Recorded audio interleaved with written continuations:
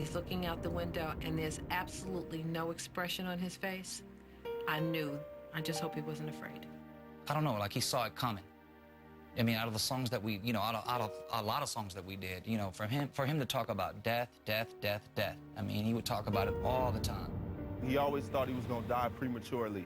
He gave Layla, a lot of the poetry books. He said, when I'm dead and when I'm gone, you know what I'm saying, hold these and then let everybody know this side of me as well as whatever I've already exposed. And that's prophetic type shit, man. God let him know that he only had so much time to make an impact. He was a pre-thinker. Yeah, you wonder, how could he make a song, God Bless the Dead, praising Biggie after Biggie died and Pac died first? Because Pac was a thinker like that. He was always plotting. If I died this way, put this out. If I died this way, I want you to put this out. He was thinking and he wanted to cover all those bases. That's game, ain't it? Woo. He was playing to win. He had a plan E, much less a plan B.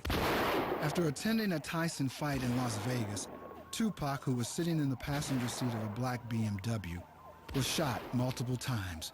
Miraculously, the driver of the car, Suge Knight, escaped serious injury.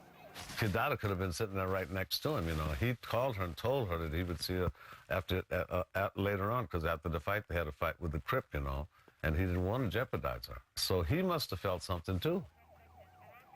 I cried right then when I heard. Anybody who loved him is still affecting him right now, guaranteed. He was obviously with people that didn't love him. He was supposed to have been protected. Whenever you have anybody that goes down without a struggle, without defensive actions, responsive actions taken, I always question why. My first thought was like, but when he come out of this one, he really gonna think he's invincible.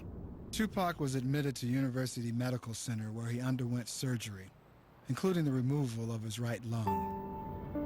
I walked in the room to visit him, and he was trying to tell me something. That'd always be one of the mysteries in my life. I don't know what he was trying to tell me, but he was trying to tell me something.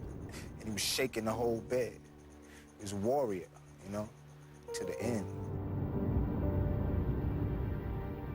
On September 13, 1996, after 6 days in critical condition, Tupac Amaru Shakur was pronounced dead. He was only 25. Quincy Jones said if Malcolm X died at 25, he would have been a street hustler named Detroit Red. If Martin Luther King died at 25, he would have been a local Baptist minister who had not yet arrived on the national scene.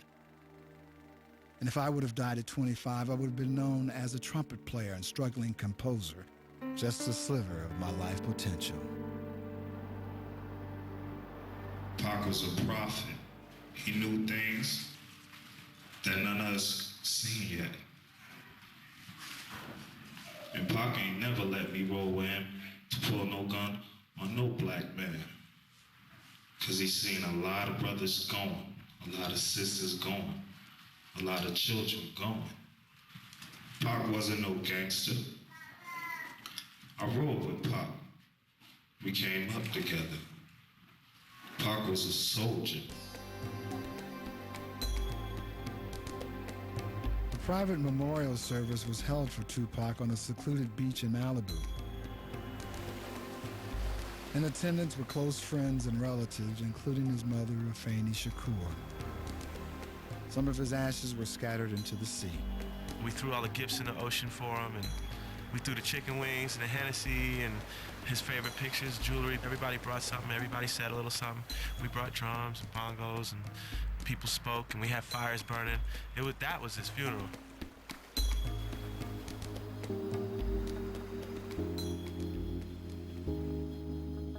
Could we have done something different? Could we have said more? Could we have stood up to the forces? And all of us shoulder some of the responsibility. It just appalls me that nobody has been arrested for those two deaths. And it's just like a big cloud with a question mark on it. And somebody in Las Vegas and Los Angeles, or both, know exactly what happened. Just at the oddest time, I just miss him. Just miss being able to holler at him like, dude, I'm going through this problem and shit. You know what I'm saying?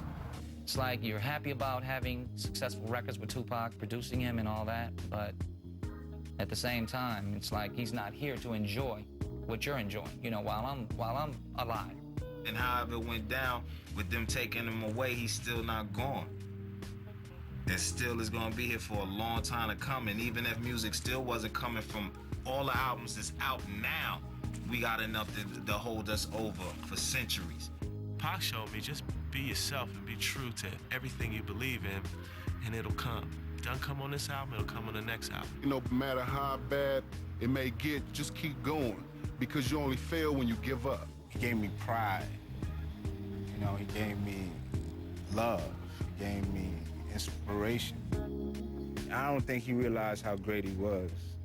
You know, I don't think he fully realized how much people admired him, you know, and thought of him. I always wanted to make a book out of my life, like a fairy tale. Raised by the Black Panthers and strung out.